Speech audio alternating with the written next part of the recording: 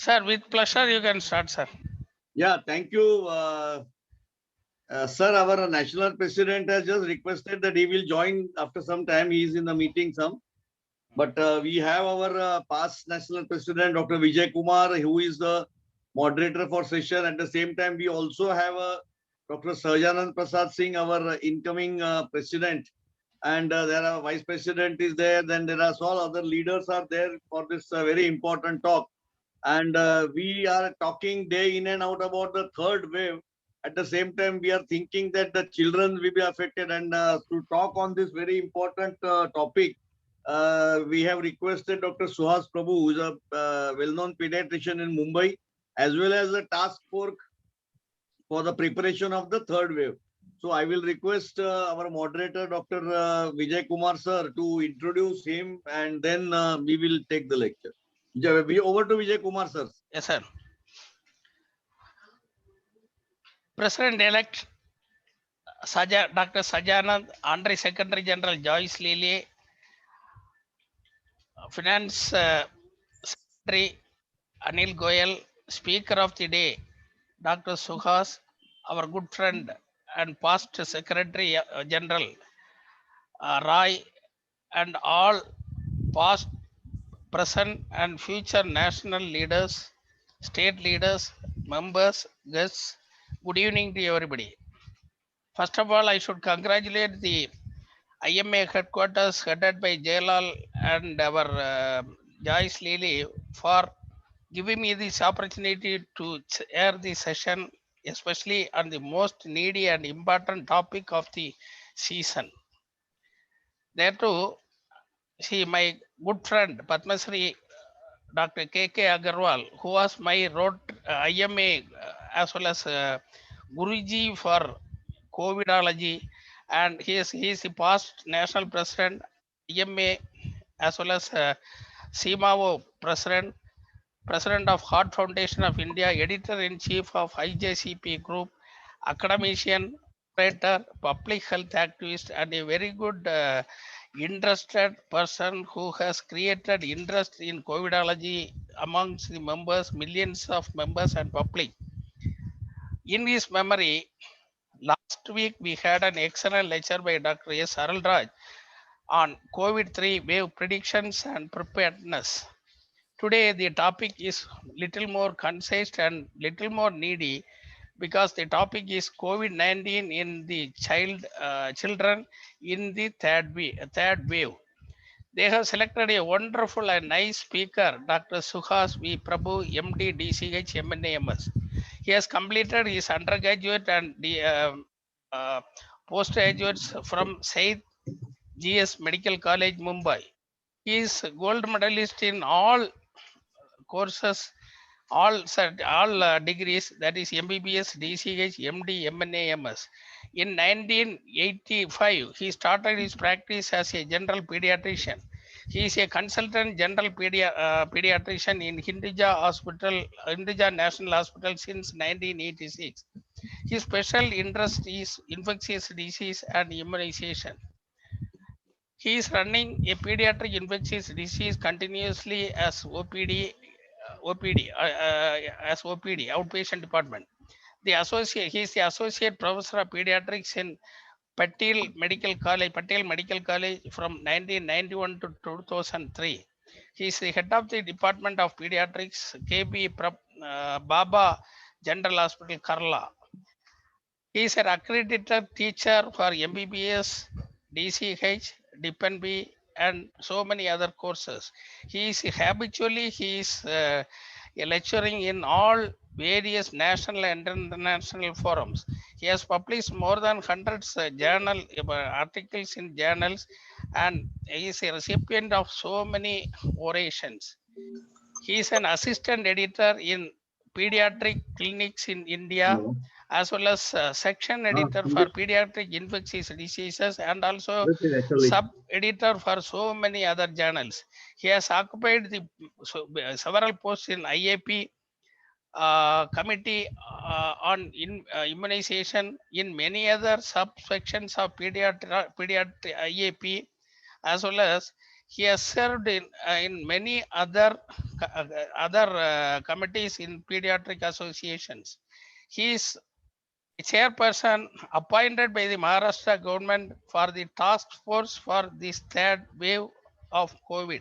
So that is the reason, as well as I should congratulate for selecting him for our subject today.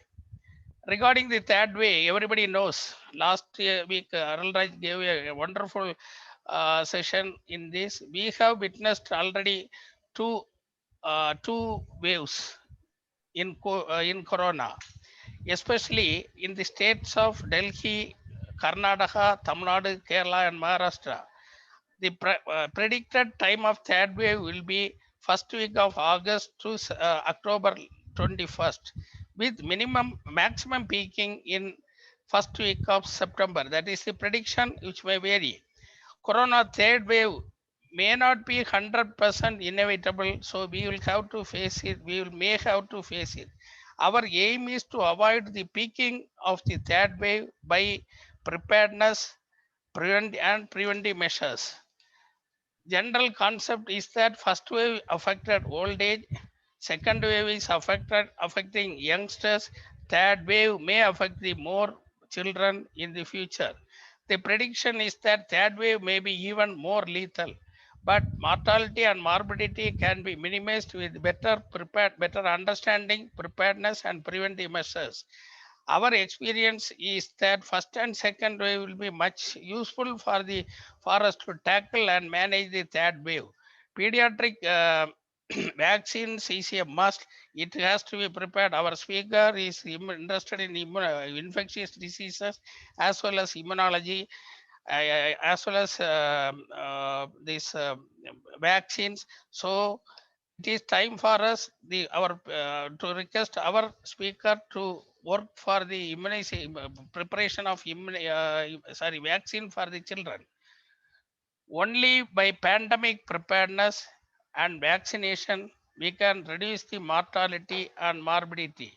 Also, our preventive measures, SMS social distancing, M for mask and S for sanitation is the gold standard in the prevention, and the coordinated work of the government, healthcare workers, public in this matter is a must, is the need for us to reduce mortality and morbidity.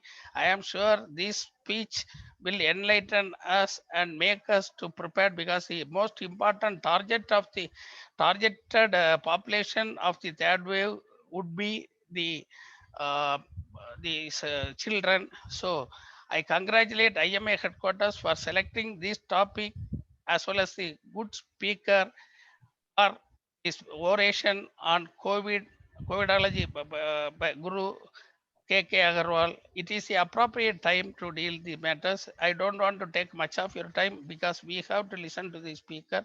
I want, with this few introduction to the subject as well as the speaker, I request the speaker to elaborate on this topic. Thank you. Thank you, Dr. Vijay Kumar, for that very elaborate introduction. My thanks to the Indian Medical Association for giving me this distinguished honor to deliver the 5th Padma Shri late Dr. KK Agarwal Memorial Lecture. And what better to talk about than to speak about the disease for which Dr. KK Agarwal devoted his last year or two of his life in battling it. So I'm going to talk today about COVID-19 in children in the third wave, how to tackle. Now, let's start at the beginning. No. The third wave, is it really coming? And we have seen various articles which say, yes, it's coming, it may not come. When will it come? Dr. Vijay Kumar gave the possible timetable, but I think nobody is very sure, and nobody's sure how high this wave is going to be in affecting our population. But we know that pandemic occurs in waves. Pandemics caused by any novel pathogen tend to occur in waves. You look at the classical example of the Spanish flu, which was a century ago, and even in the current pandemic, All countries have shown, not just India, all countries have shown incidence which has peaked in multiple waves. Look at this data here from India. This is Indian data. And we can see two peaks, one which peaked somewhere in the middle of September last year. And then, of course, the second wave that we had just last month, which you can clearly see was much sharper and higher than the first. So it seems to be that the second wave was definitely worse than the first. And this has been the experience in many countries across the world, which is why the concern is whether the third wave will be more or worse than the first two. So I can say that we can expect a third wave, although we don't know when and we don't know how severe it will be. The detailed prediction of the occurrence of the third wave is going to be tricky because of a very unpredictable parameter, the behavior of living organisms. And here we have to predict the behavior of not just one, but two living organisms. Human behavior, because we know that in spite of being told, the population does not follow the measures to reduce transmission. It is nothing short of a lockdown that brings the case load below to a sustainable level. If without a lockdown, people do follow the norms for what is called COVID appropriate behavior, then we possibly may not have a second wave. But this is unpredictable. Human behavior is unpredictable. More important is also unpredictable the behavior of the virus. We know the virus has shown various mutations. Now we have alpha, beta, gamma, delta, epsilon, and so on. And remember, these mutations are random. They have unpredictable effects. We know that children have been spared from the first and second wave, but we don't know whether the next mutation of the virus will enable increased infection and transmission between children. So what can we do? We can hope for the best, but we have to be prepared for the worst. Will children be more affected in the third wave? And I will be restricting my talk to the affection of COVID in children in the third wave. There are three possible reasons. One is that children have been relatively spared in the first two waves. I'm sure you all are aware of the data. That is around 10 to 12% is the incidence of cases that have occurred in the first and in the second wave, slightly higher in the second than in the first wave. But we do know that the pediatric population is about a third in this country.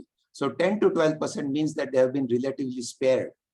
At the same time, children are yet susceptible because they have not been immunized. I think we are all aware that immunization so far in India is restricted to above the age of 18. And more important, while children have been sheltered in the last 8 or 9 months because schools have been closed, parents have been worried, I think things have come to a stage now where schools will have to be opened. We have this scenario of children being passed in their 10th and 12th grade without even going for an examination. This cannot keep going on. So there will be some measures required to open the schools and colleges so that education does not suffer. This will mean exposure of children and therefore possibly increased transmission among them. We all know that prevention is better than cure. So what can we do to reduce the impact of the third wave of COVID-19 in children? Of course, we can reinforce COVID appropriate behavior in all, not just children, because we know that in the second wave, when the children were at home, they were not going to school, they were not going to nursery classes, they were not going for games, they were not going out to play. It was the adults who were going out, who were getting the infection and transmitting to their children at home. So all, whether they are children or adults, have to continue masking, sanitization, and social distancing. We can, of course, continue to keep children isolated from others, continue to say no schools, no colleges, no nurseries, no play activities. But we might end up with a child like this. And we are seeing many children like this who are depressed, who feel anxious, who feel isolated and suffer psychological trauma because they are kept away from routine childhood activities which are so important for psychological development. So we can't keep on doing this forever, although we can try, and we have done so far. The third step is to vaccinate children. But all of you are aware that the vaccines available in India are so far not licensed for use in children below the age of 18. So that's in the future. Of course, trials are going on. Once we have the data, yes, we can include children. And these are the measures that we can use to reduce the impact or prevent the height and severity of the third wave of COVID-19 in children. What can we do to manage?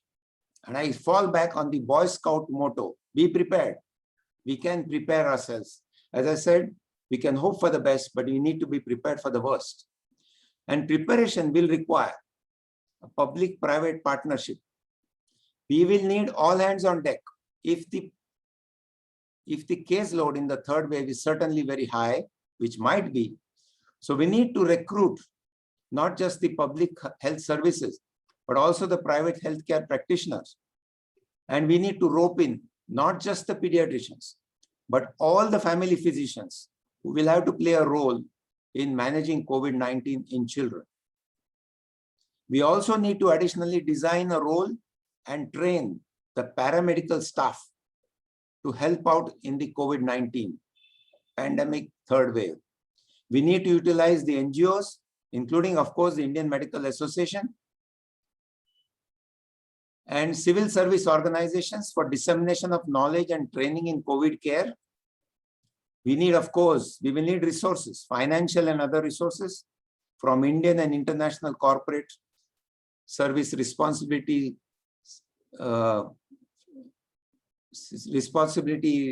funds, and of course, NGOs. All will have to help out.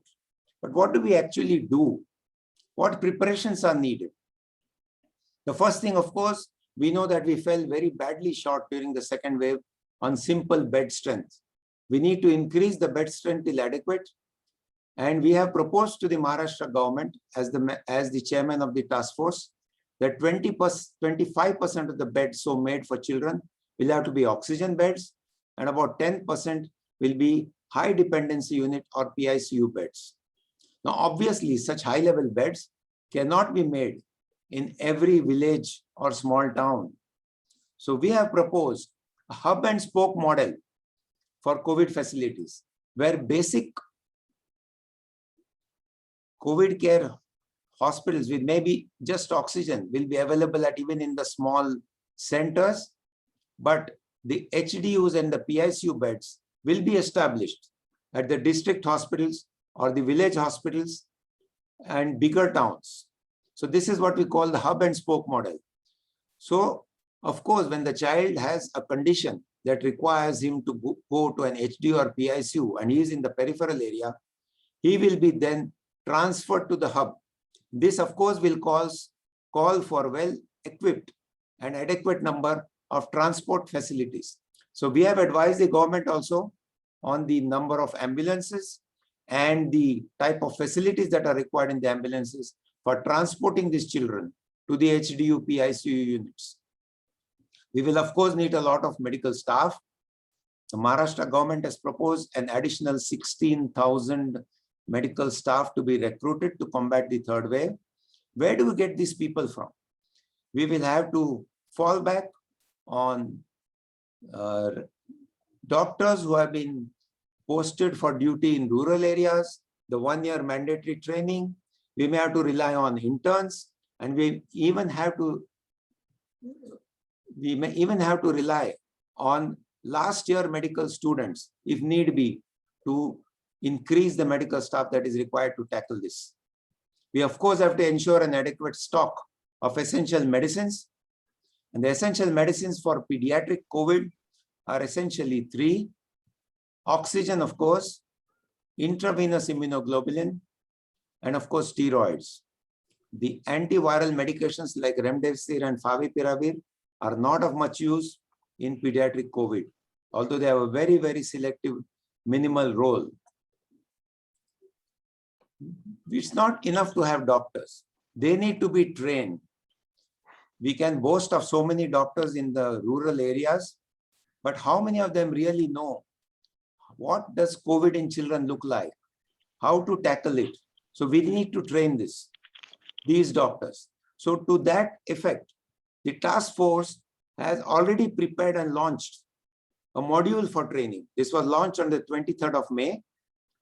And the task force was honored by the personal presence of the chief minister during this launch on Shri Uddhav Thackeray's Facebook page, and I am told it was attended by 84,000 people, including 6,500 doctors.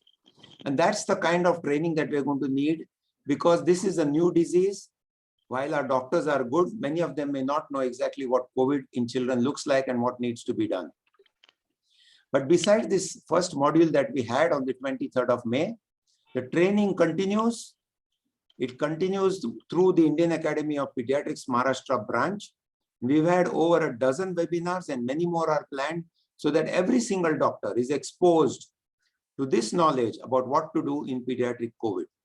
And I'm going to show you in the later part of my talk some slides from this module as to actually what we have done. We also prepared a training module for paramedical staff, the ASHA workers, the paramedical, the Anganwadi workers, what are called. They will be important foot soldiers in this war. And I'm saying it's a war that we will have to wage against COVID-19 if the third wave does strike in to a large extent. This was done entirely in the local language, which is Marathi. It was a PowerPoint presentation.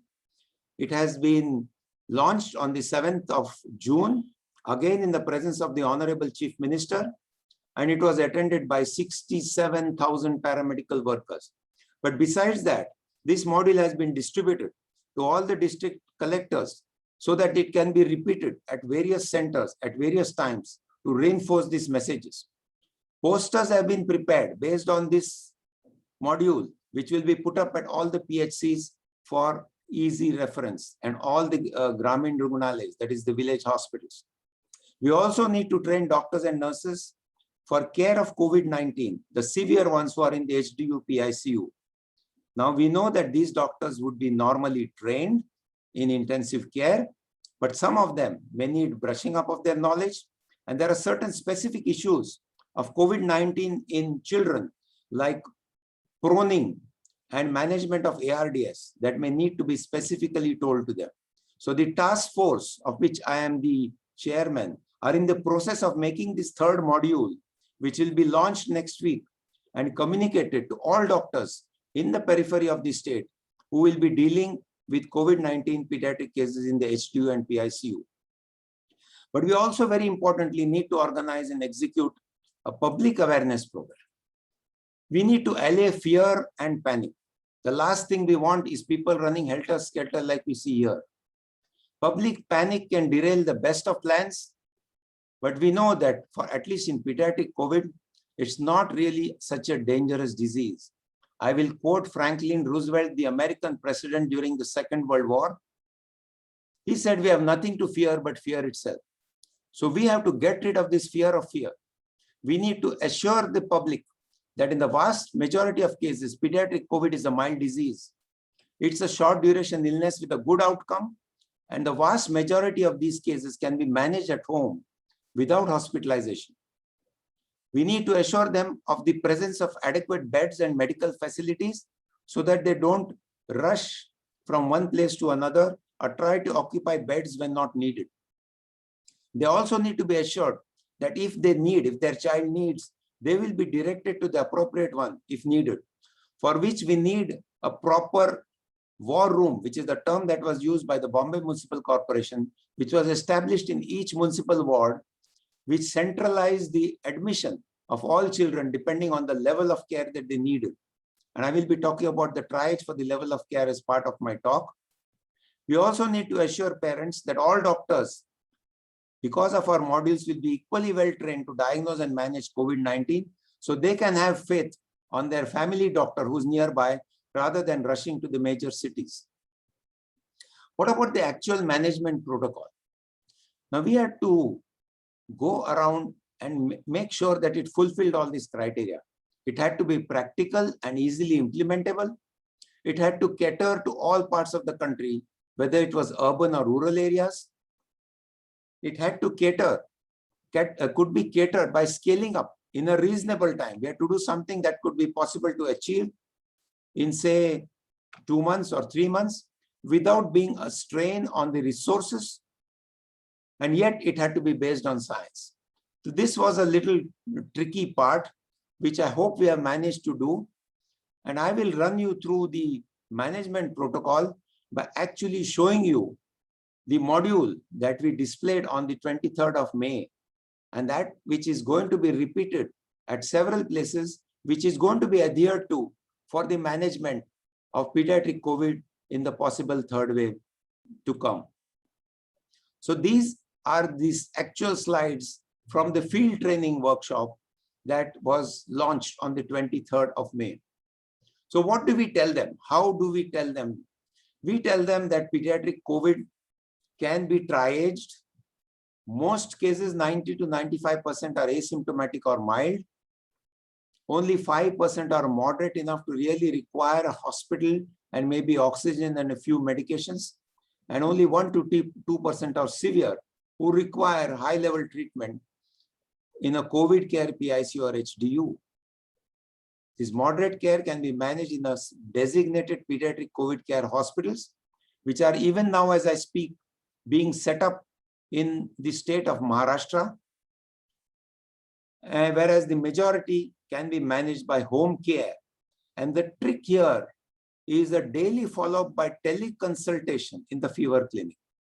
Now I'll come to how this is to be done. This is what we try to train people at. And this is done in what we call the fever clinic. Now, what is this concept of fever clinic? Now, the fever clinic is the point of first contact for medical aid in all children with fever as the main and possibly the sole symptom. And we defined the role of the fever clinic doctor who is going to look at the child with fever. The first step that this doctor has to do is to think, can this be COVID? And that thought should come to his mind if the third wave is on the rise. Because as is said, what the mind does not know, the eye does not see. So you must think, is it likely to be COVID? But we also know that it could be an ordinary non-COVID illness. August, September may coincide at the peak of the monsoon season in Maharashtra, where we also get dengue, we get malaria, we can get leptospirosis, we can get rickettsia, and the doctor will have to take a first decision on whether testing for COVID is required or not. If COVID is likely, whether proven or not, then the next step this fever clinic doctor will have to do. And remember, this fever clinic doctor can be anybody, not necessarily a pediatrician, the family doctor that the child will go to first. And that doctor will be trained to do this triage. If he has severe signs, the child will be directed to the pediatric COVID care PICU HDU.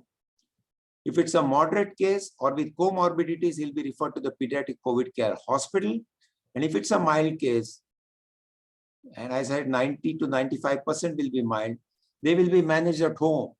So who is going to manage them? This fever clinic doctor. They will not burden the hospital resources. So what does the fever clinic doctor has to do?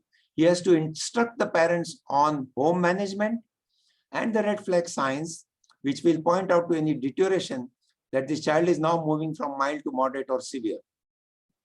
And this monitoring that the child's parents or caregivers are going at home has to be monitored at a distance. We need to do tele-follow-up.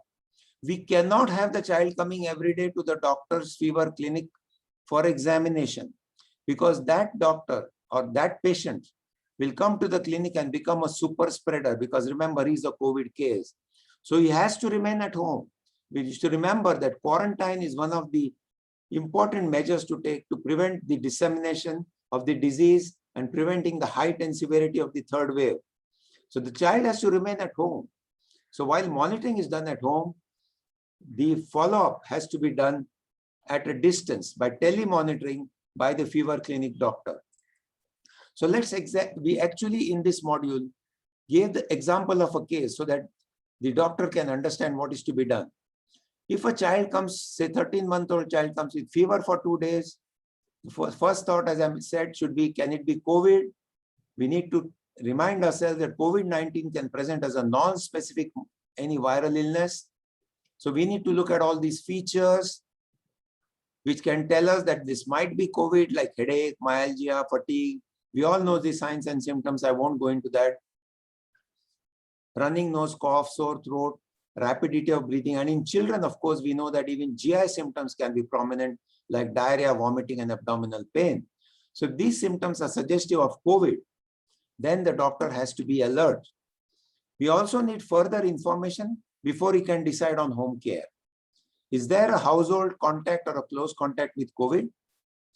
Or has the child or anybody else at home had something suggestive of COVID by a febrile episode in the past 2-3 months? History of comorbidity, which can decide whether the child can be managed at home or needs to go to a hospital. And of course, what is the child's home like? What is the family like? How educated are they? Do they have a smartphone? Can they communicate well? And what is the house like? Do they have more than one room where isolation is possible, and so on? So all this data is important. What about the COVID test? We should ideally recommend it if you suspect it as COVID. However, if resources are scarce and they may be in the peripheral area and may not be easily available on the spot, it may have to be deferred. You may defer if the symptoms are mild and there are no comorbidities, particularly if you know that there is a second patient at home who's COVID, and label this child as a probable COVID and treat him like that, because as I will show you, mild COVID doesn't really need any special medication. So we can presume that this is probable COVID and treat the child. But of course, if a test is done, which may be an RAT or an RT-PCR, then of course we have a definitive diagnosis of COVID. Now coming back to this patient that we spoke about, this 13-month-old child, these are the details. It's just a short story. There is no cough, cold, vomiting, nothing on examination by the fever clinic doctor. But the mother says that the father has been in home isolation for 5 days because he has been diagnosed as COVID. The mother is asymptomatic, has not been tested. She is breastfeeding this baby. You ask, as the fever clinic doctor, who else is at home? There is an older brother to this child, the father, of course, that we mentioned, and a 65-year-old grandmother. They have a 2-room apartment and a common toilet. What was the diagnosis in this child? Probable or confirmed COVID is likely. Confirmed, we say if the test is positive. If the test is negative, we are going to say that this is a probable COVID. Now, why are we saying mild? We are saying mild because these 3 cardinal features are not there of moderate COVID. Signs and symptoms suggest of lower respiratory tract involvement, like fast breathing, CNS symptoms, and presence of dehydration.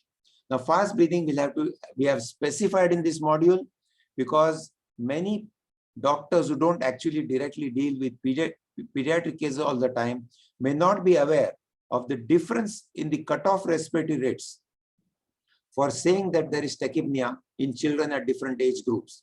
And they are given here. It varies from 16 young infants to 30 in adolescents. Okay, what next?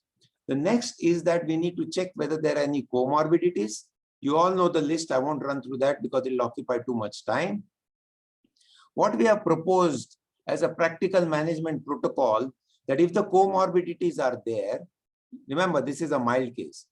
In a mild case, if there are comorbidities, if there is no ready access to healthcare, the child should possibly be admitted to a pediatric COVID care hospital. However, if there is ready access to healthcare, that the parents stay nearby, they have reliable transport, they are educated, and they are knowledgeable, they can be instructed, then even this child, if he is mild, even with comorbidities, can be managed as per mild disease at home. And if he is mild disease, then of course, and has no comorbidities, then of course we are saying home management is the key. So what is this home management? It is supervised home care. We don't abandon the child.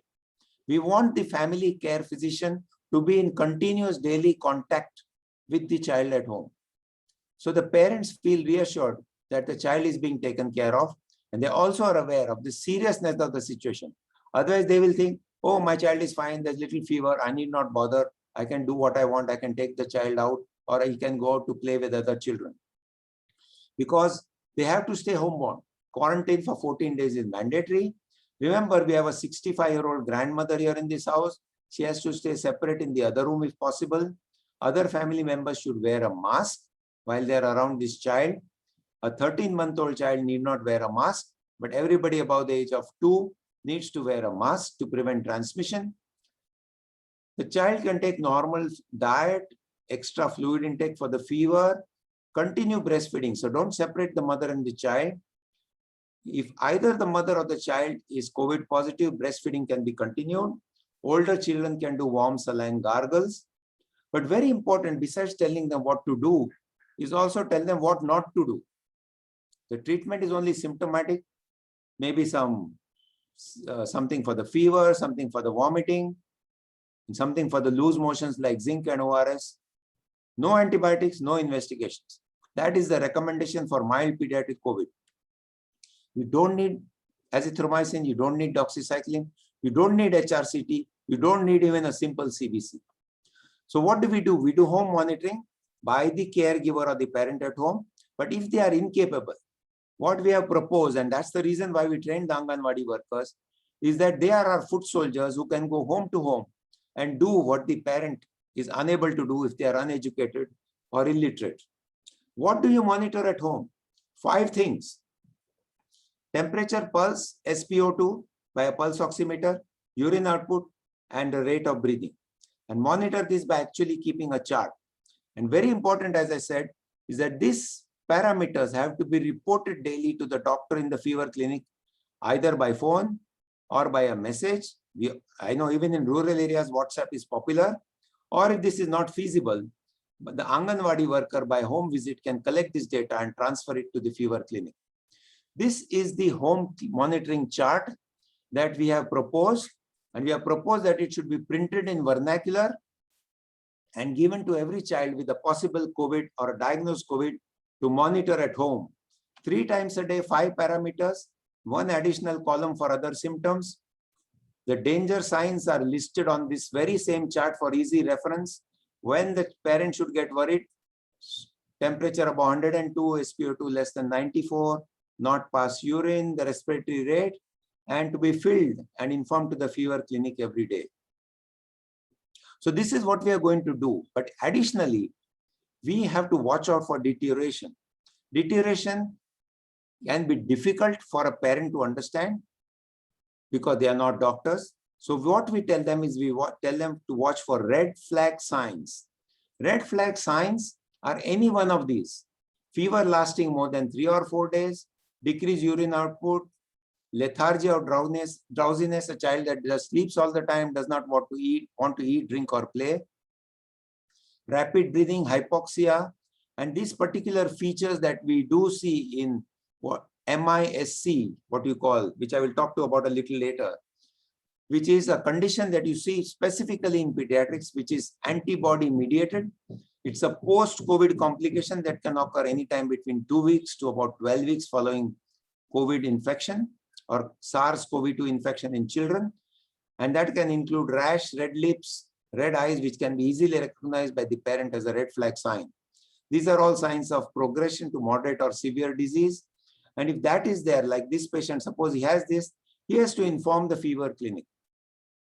Now the doctor will actually look at this chart or speak to the parents and truly assess whether this is truly moderate disease or not, or is the parent over worried and panicking.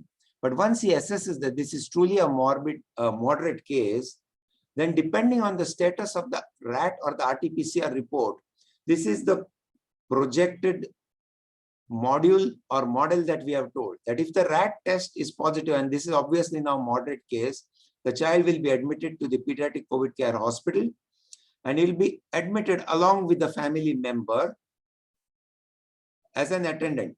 And this one should preferably be one who is vaccinated or recovered from disease, so that we are less worried about that person contracting the disease. But if it's a mother who's breastfeeding, then we preferably should be the mother. If it is negative or not done, then we should keep the child temporarily in the holding area of the rural hospital or the private or public health care center, do a rapid antigen test. If that's positive, the child is admitted to a pediatric COVID care center.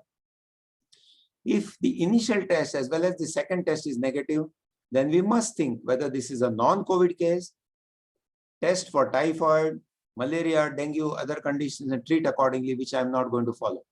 But what is the management of moderate COVID? I'm not going to go into the details, but we need to tell the doctors what to do, what is essentially to be done. Basic tests, these are easily available or will be made available in the pediatric cares centers or hospitals, even in the rural areas. They are pretty basic, should be possible even in a level 2 care. A chest X-ray, of course, will be required to look for respiratory involvement. You will please note that nowhere here we are talking about a chest CT, which is not really mandatory for treating pediatric COVID unless it's really very ill. And even there, the indications are very limited. The child will be monitored with all these vital parameters, SpO2, of course, the sensorium, AVPU will be done 8-hourly intake output chart. So this is very basic that can be done with a reasonably trained, even if I would say even a family physician, not necessarily a doctor, in the pediatric COVID care hospital. The other supportive care that will be done here will be to keep the child well hydrated, pay attention to the nutrition. IV fluids may be required. Remember, I told you some pediatric cases have diarrhea and vomiting. Simple paracetamol for fever, simple treatment for nose blocks, other symptomatic treatment like ondansetron for vomiting and ORS, etc. Simple multivitamin supplements may help, although there is no definite evidence that they enable faster recovery from COVID. We may start antimicrobials if there is evidence of bacterial infection, and continue treatment of comorbidities if they are present. Remember, one reason for admission may be the presence of a comorbidity like heart disease or diabetes and so on, which will need additional attention. Oxygen will of course be required if SpO2 is below 94% and above 90%. This will be by a device which is age appropriate, proning wherever feasible in an older child. Steroids is recommended for every child with hypoxia. And while remdesivir is mentioned here because this module was made in the month of March, I will say that the indications for remdesivir are now fading, like these words faded from this chart, and they need to be very, very selectively used with the guidance of a specialist. So when to discharge the child from the PCCH? No fever for more than 3 days and stable, or 10 days from onset of symptoms, whichever is earlier. We need to ensure that this child may have missed vaccinations because of the lockdown. Advise about completion of the routine vaccinations which have been delayed or missed, but they need to be deferred for 4 weeks after the onset of COVID or 2 weeks after discharge. Some few unfortunate patients, just 1 or 2%, may deteriorate and need to be transferred to a PICU. Now, what are these indications? These indications are a drop in oxygenation below 90% in spite of giving adequate oxygen, a severe pneumonia with increased respiratory effort with grunting or cyanosis, or the patient is in shock. There is evidence of renal failure with oliguria or anuria, CNS involvement with altered sensorium or convulsions, features of multisystem inflammatory syndrome of children, which I will come to shortly, or the presence of bleeding. Obviously, these are conditions that cannot be managed in a level 2 care, which is all that we envisage for the PCCH or the Pediatric COVID Care Hospital. So this child needs to be transferred, but we are recommending that before transfer, the condition of the child needs to be conveyed to the respective PICU HDU where he is going to be transferred. Information can be given on the phone. And as I mentioned earlier, a proper transport vehicle with an attendant doctor and nurse is required to ensure that the child is stable while he reaches the HDU or the PICU. Now, this is the treatment that's going to happen in the PICU HDU. It's a bit complicated. We have not given the details because this module, remember, as I told you, was for the general practitioners or the family clinic doctors. As I have told you earlier, we have prepared a detailed module, or we are in the process of preparing a detailed module, which will be launched next week, where all these details, which are listed on this slide about fluid therapy, various modes of oxygen therapy, what tests need to be done, what drugs need to be given, and the treatment of the complications like shock, ERD, they're all going to be covered, but I'm not going to list them here. This module on severe COVID will be pretty extensive, and we are aiming to train all the doctors who will in rural Maharashtra, in the various centers which are designated for pediatric care, HDU or PICU, will be treating them there. So that's about that. But remember, as I said, mentioned earlier, SARS-CoV-2 in children can present in two different ways. Besides the acute COVID illness that I just spoke about, we get a different type of syndrome called the multisystem inflammatory syndrome. This can occur in children, can also occur in neonates who are born to COVID positive mothers just before their delivery in the third trimester. When they get COVID, the child can be born and project or present with MISN or multisystem inflammatory syndrome of neonates. Now, this is an antibody mediated syndrome, which is because of the SARS-CoV-2 antibodies. How do you suspect MISC? And remember, this slide also is part of our module. So we have told all the family doctors and the Anganwadi workers how to recognize an MISC. It's a child or adolescent with fever more than 3 days, with presence of these unusual symptoms like urticarial rash,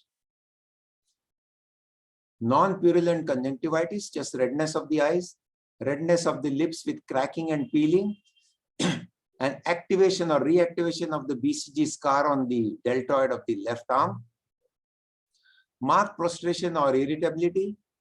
Some children present with severe GI symptoms with diarrhea and severe abdominal pain, like you see in this child here.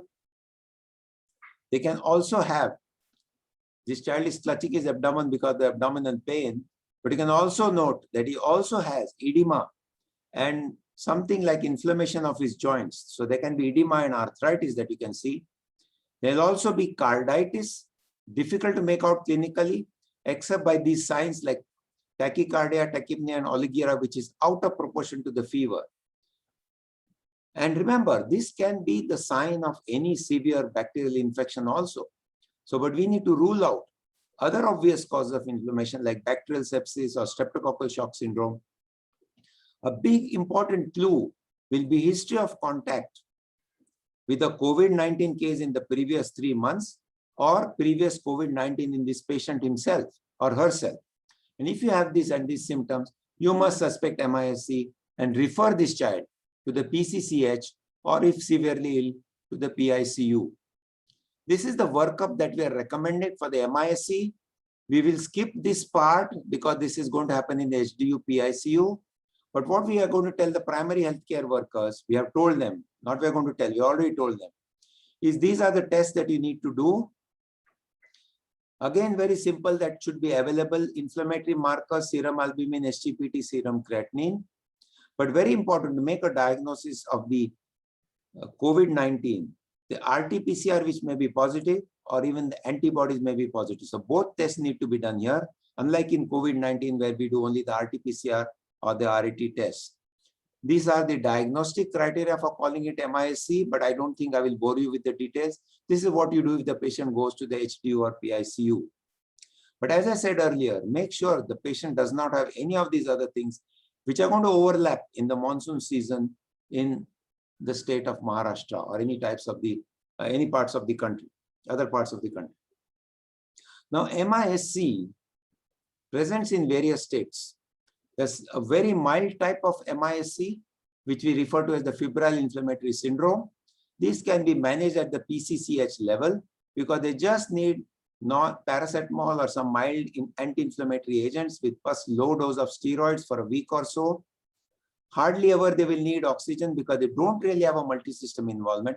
That's why we use the term febrile inflammatory syndrome, although it's part of MISC, because they don't really have a multi-system or a major organ involvement. They don't have cardiac involvement, they don't have respiratory or kidney involvement. But we need to progress, monitor these kids to look for progression.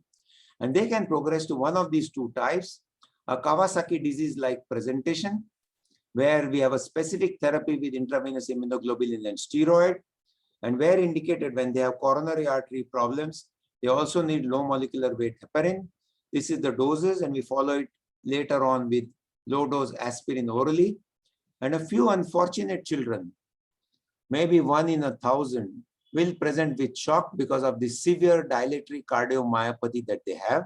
So shock is the most important symptom.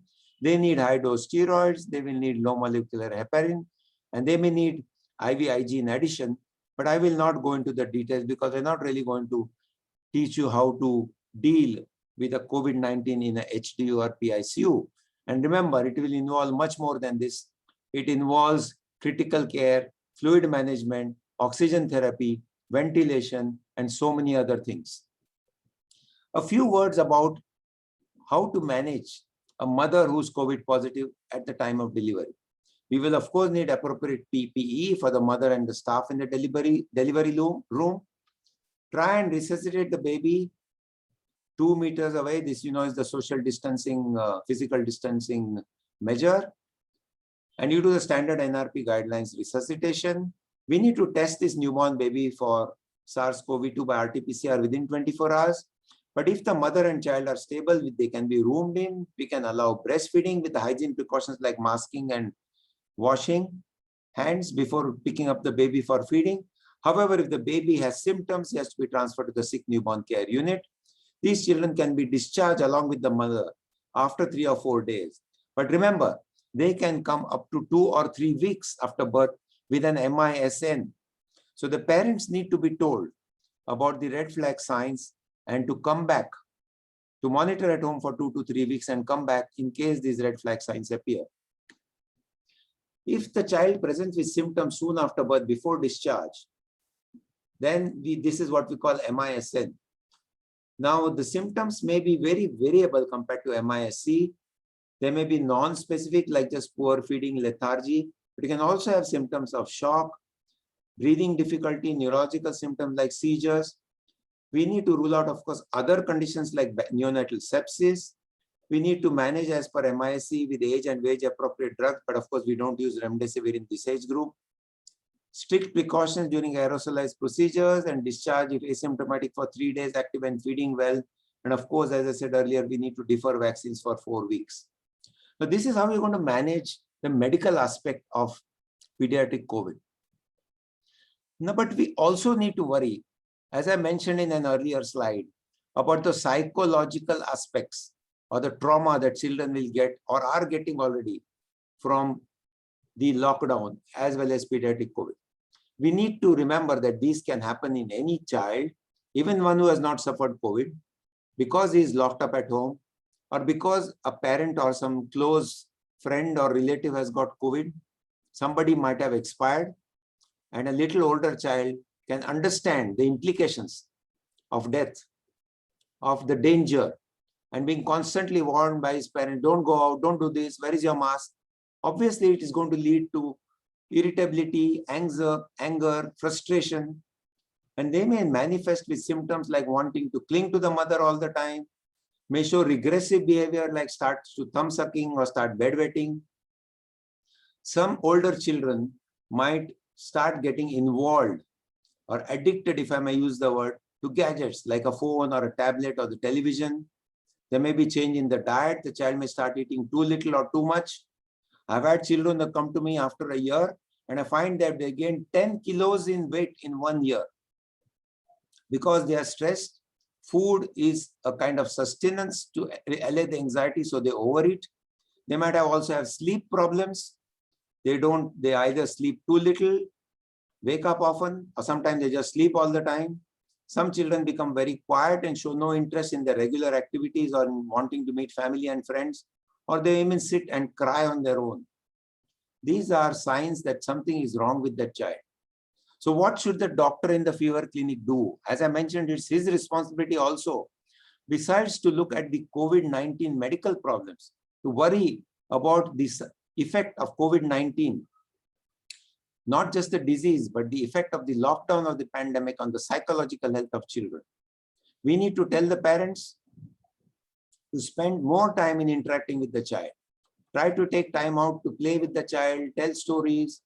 If the child is saying something, listen patiently. Don't just brush him off. Don't avoid instant solutions. Display more affection. Try to make a schedule for all the family members. Involve the children in the daily household work at home. And when they do so, appreciate them, so they feel connected with their family. Also try to connect them with other family members and friends by maybe video calling or at least on the telephone. Don't over-focus on academics when they're already stressed. We need to tell the doctors also that they need to be available for the parents, both online and offline, to address all these issues and educate them. They need to actively ask and look for the psychosocial symptoms that I listed on the previous slides.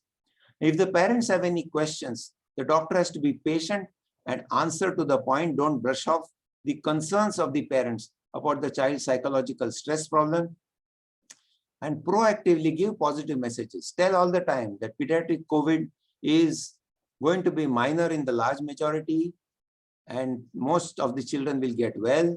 They will be completely normal at the end. And very important message, this too shall pass. But at the same time, if the signs and symptoms are of prolonged distress, the child is not improving even after all these measures are done by the parents, or shows evidence of self-harm, or there is severe weight gain or weight loss, this child should be referred to a counselor or maybe even to a psychologist or a psychiatrist so that these issues can be addressed. So I come to the end of my talk here because I need to spare some time for questions. We have planned well and we have planned in advance. I believe we as a country, and I mean we, meaning the whole country, we have the necessary resources. We are determined to execute the plan, and we are all going to do this together, the doctors in public and the private sector of all specialties. So I know that we shall succeed in tackling the third wave in children if and when it comes. But one last word I want to say is that remember that whilst we are doing this, we have to take care of ourselves with precautions to prevent infection in us and to take care of our mental health so that we don't give the ultimate sacrifice that our esteemed Honorable Dr. Agarwal did to the COVID or SARS-CoV-2 virus. Thank you. And for any feedback, you can mail me on my email ID, which I've listed here, but I can also take questions now. Thank you very much. And my thanks to IMA for giving me this opportunity to share this information with you. Thank you very much.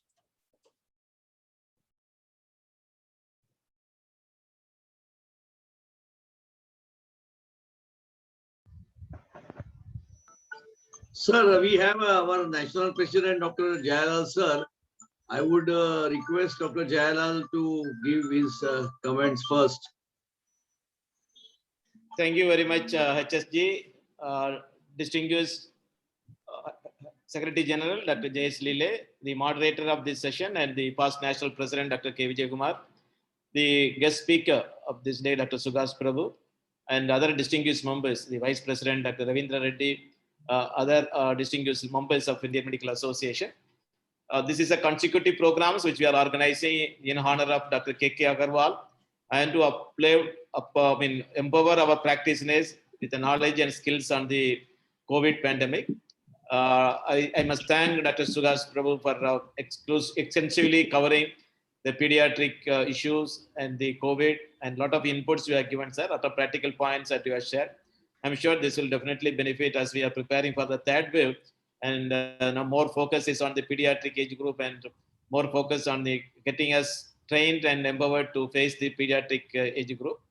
And this is one occasion where it is purely an academic session. We do not talk about anything or IMA regular activities, but for talking on COVID and getting us prepared for the third wave.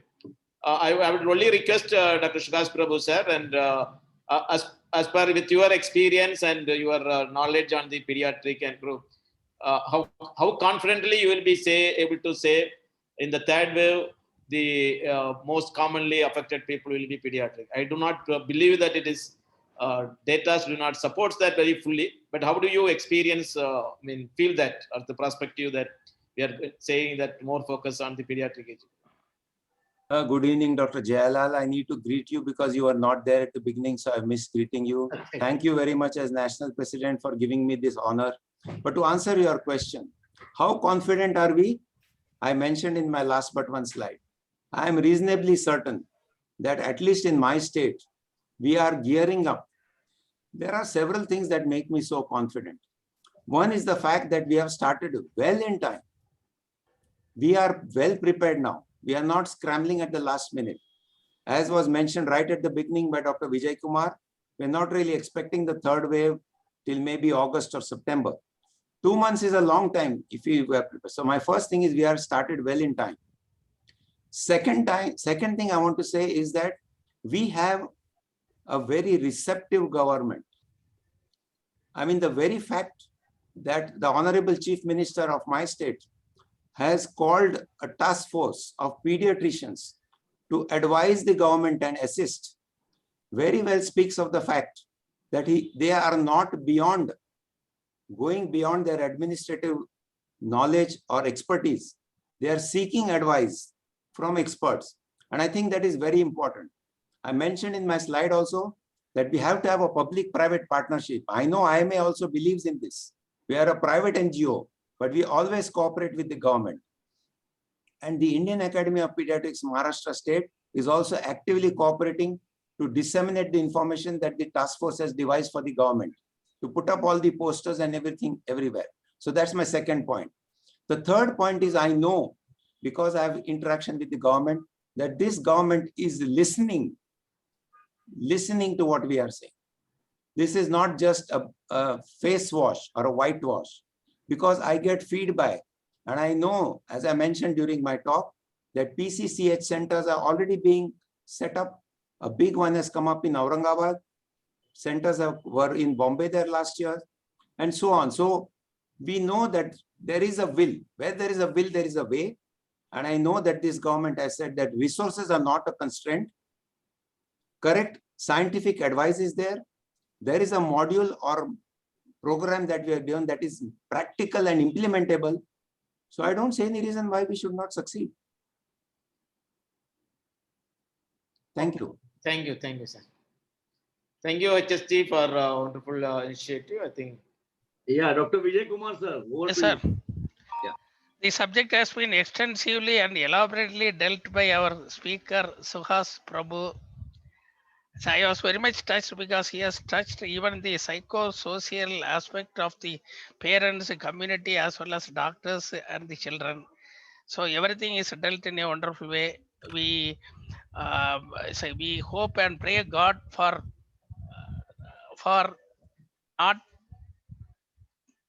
not materializing or not coming of the third wave.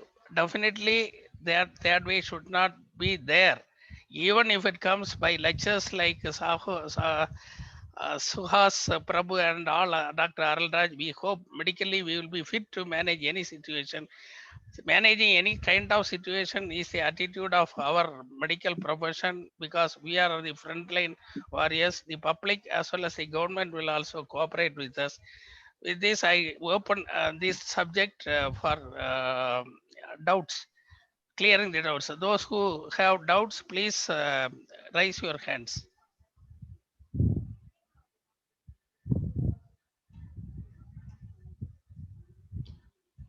No doubts? Looks like. That means the speaker is very much clear in his expressions. Or else it means they have not understood anything. No. See, even I could understand something. Suhas sir, even Yes. I could understand something. That means it will be understood by everybody. I am a general physician. Right, sir. The general physicians are important. Everybody Yes, is sir. important. Yes, sir. Yes, sir. All hands on deck, sir. Yes, sir. See, I am very much happy.